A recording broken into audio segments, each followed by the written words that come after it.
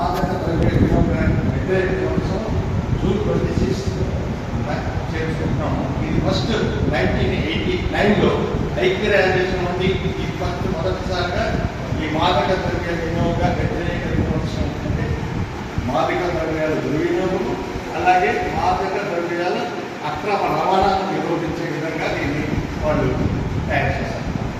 ఇప్పుడు ఏంటంటే మాదక ద్రవ్యాలు అంటే మత్తు కలిగించి ఒక రకమైన మానసిక ఉల్లాసాన్ని కలిగించి వాళ్ళని అటువైపు తీసుకెళ్తారు. యాక్చువల్గా ఎవరు కూడా మాదక ద్రవ్యాలను వాడాలని కోరుకోరు. కాకపోతే పరిస్థితులు అంటే రకరకాలు విద్యార్థులు చదువులు వెనకబడిపోయి ఆర్థిక పరిస్థితులు సరిగ్గా లేక వాళ్ళ కుటుంబ వ్యవహారాలు సరిగ్గా లేవు. అలాగే భార్యాభర్తల సంబంధాలు, మానసిక ఆందోళనలు, టెన్షన్స్, జాబ్ తీసుకోవడం, వీటి వల్ల వాళ్ళు ఈ మాదక ద్రవ్యాల ఆకర్షింపబడతారు. ఈ మాదక ద్రవ్యాల్లో కూడా ఎనాలిసిస్, కొకైన్, హెరాయిన్ ఇటువంటివి ఉన్నాయి. అలాగే అలాగే నాట్ ప్రిస్క్రైబ్డ్ అంటే అవే ఫ్రమ్ ప్రిస్క్రిప్షన్స్ అంటే కొన్నిసార్లు డాక్టర్లు ఏం చేస్తారంటే కొన్ని మందులు మీకు ఏంటంటే నొప్పిని తగ్గించడానికి దాంతో పాటు సెడేషన్ వస్తుంది, అంటే మొత్తం వస్తుంది. సో మీరు ఆ అనుభవాన్ని అక్కడ పొందుతారు కాబట్టి తర్వాత కూడా మీరు వీటిని ఎక్కువగా వాడుతున్నారు. నేను చాలామంది నా ప్రాక్టీస్లో చూశాను. సరిగ్గా 20-25 సంవత్సరాల కింద పెరిగింది ఒక వ్యక్తి. అతను యాక్చువల్గా చెప్పాలంటే ఆయన ఒక ఏంటంటే లారీలో ఆయన 10 లారీలు ఉండేది. అప్పట్లో అతనికి ఆ లారీ మీద 2,000 సంపాదన అంటే 30 years బ్యాక్ అంటే చాలా ఎక్కువ. ఆయన రోజు ఆయనకి ఒక సబ్జెక్ట్ తెలియదు.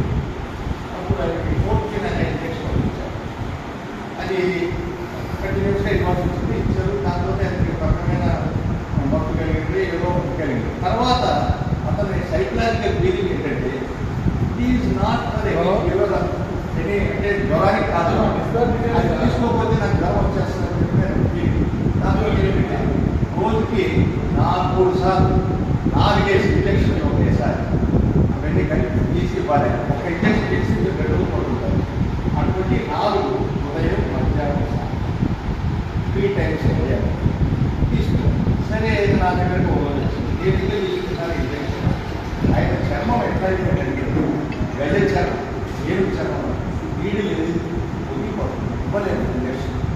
అయితే నేను ఎందుకు తీసుకున్నారంటే సార్ తీసుకోకపోతే నాకు జ్వరం వచ్చేస్తుంది, ఎక్కడే దానికి దీనికి సంబంధం డోరస్ వేస్తున్నారు, జ్వరం తగ్గుతుంది, కోర్సు వేస్తున్నారు, జ్వరం.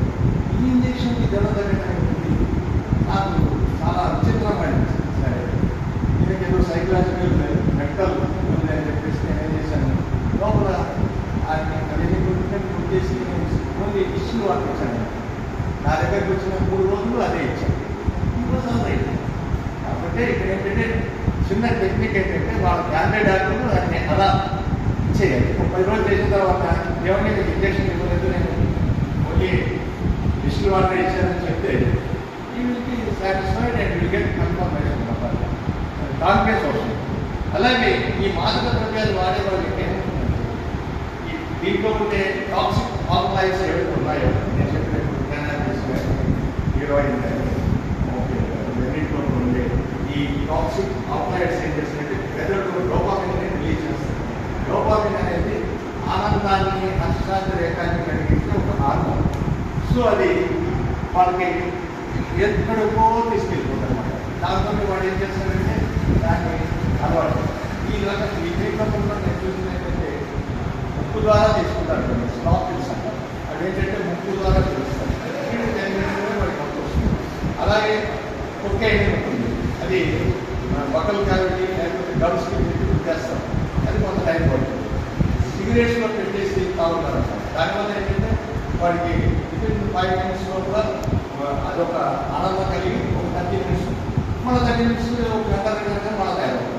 దీనివల్ల ఏమవుతుంది, మనకు ఒక చెదపురుగు ఉంటే ఈ ఇంటిని మనకు తెలవకుండా ఎలా చిలుగా చేసేస్తాం చెక్కని, అలా ఈ మాదక ద్రవ్యాలు ఏం చేస్తాయంటే ఆ మనిషి శరీరం అణువు కూడా ఛిద్రం చేసేసి పైకి బాగానే ఉంటాడు, ఒక రోజు సడన్గా మీరు ఇప్పుడు చూస్తున్నారు లేదు, 50-70 ఏళ్ళు నుంచి కూడా బాగానే ఉంటారు, 30-40 ఏళ్ళే చచ్చిపోతున్నారు. ఎందువల్ల హార్ట్ అటాక్స్?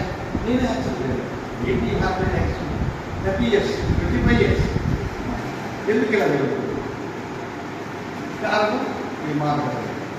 దీనివల్ల ఏంటి?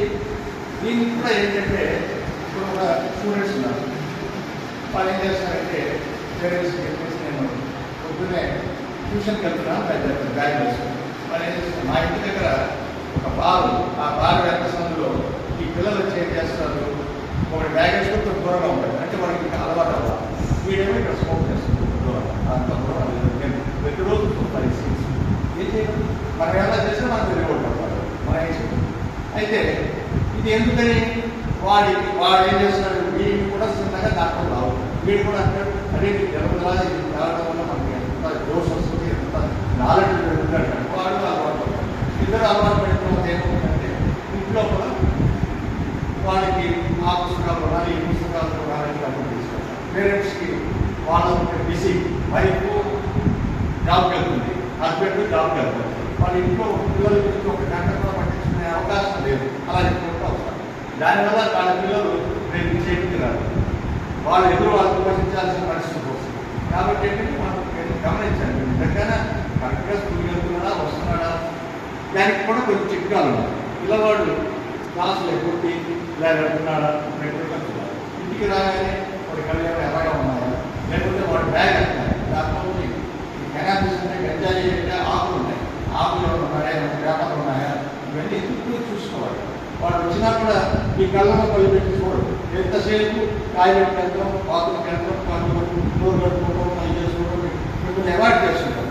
అలాగే లేదు, వాడి చాటింగ్ కూడా వాళ్ళు చేసి వాట్సాప్ చాటింగ్ చేస్తుంటారు. ఆ వాట్సాప్ చాటింగ్ కూడా ఎలా ఉంటాయంటే వాడు చాలా మసాలా మీరు అడిగినా కూడా ఇవ్వడు. ఒకవేళ సపోజ్ మీరు ఎంటర్ అయిపోయారనుకోండి, PIR అని కొడతారు, పేరెంట్ ఇన్సైడ్ PIR అది అవుతుంది స్టాప్ అయిపోతుంది, లేదా నైట్ అంటాడు, ఎలా చేసి కావాలి సాయంత్రం, అదే మాకు పిజ్జా అదే చేస్తున్నారని అడుగుతారు. మీరు అనుకుంటారు అమ్మాయికి పిజ్జా అనుకుంటారు, అదేంటి పిజ్జా అలా పెట్టారు. మేరీ జేన్ అంటాడు, దానికి ఇంగ్లీష్లో మౌలు అన్నారు, మేరీ జేన్ అంటాడు. 420 అది కూడా ఒక కామన్ కోడ్, CID ఆ మంది కోసం CID అంటే MSC. సో ఈ విధంగా ఈ కోడ్ లాంగ్వేజ్ ఉంటారు. కాబట్టి మనం ఏం చేయాలి, ఒకవేళ మీరు నిలబెట్టి వాడిని నిలదీసి వాడిని చేస్తున్నాడని చెప్పి అలా కూడా చేయకూడదు. అలా చేయడం వల్ల ఏమవుతుంది, వాడు ఏం చేస్తాడు, రిమోట్ మా పేరెంట్స్ రాసుకోవాల్సిన పని మీ ముందే మొదలుపెడతారు. ఎందుకంటే వాడు మరి తెగించేశాడు, మన కట్టుబాట్లని దాటిపోయాడు. కాబట్టి వీళ్ళని మనం అనుకూలంగా చేయాలంటే ఏం చేయాలి, మన సరౌండింగ్స్లో కూడా ఇటువంటి వాళ్ళు ఉంటే మనకి ఎందుకు నేను వదిలిపెట్టడు, వాళ్ళు మన మీద పడతారని మనకి వీళ్ళు రైట్స్ ఫౌండేషన్ వీళ్ళు ఏంటంటే యాక్చువల్గా రక్తదానం జీవనదారులు, అలాగే రోడ్ ట్రాఫిక్ రూల్స్ చెప్తారు, అలాగే ఈ గంజా ఇటువంటి ఏమైనా ఉన్నా కూడా వీళ్ళకి ఇన్ఫార్మ్ చేస్తే వాళ్ళు ఏం చేస్తారంటే వాళ్ళని ట్రేస్ అవుట్ చేసి రైడ్ చేసి ఎక్కడైతే షాప్స్ ఉన్నాయో ఆ షాప్స్ని ఆపుతారు. మనకి ఇక్కడ ఏంటంటే ఈ హైదరాబాద్లో ఉంటారు వాడు కో చైర్పర్సన్ గారు అఖిల్ గారు అని ఆల్ ఇండియా గవర్నమెంట్ చైర్మన్ అయినా వాళ్ళు యాక్చువల్గా ఏంటంటే ఫండ్స్ అంటే వాళ్ళు ఏంటంటే ఇప్పటికీ అన్నీ చేయాలి, మనకి ఎలా భగవంతుడు డబ్బులు ఇచ్చాడు కాబట్టి మనం సేవ చేద్దాం, సర్వీస్ చేద్దాం ఉద్దేశంతో వాళ్ళంతా చేస్తున్నారు.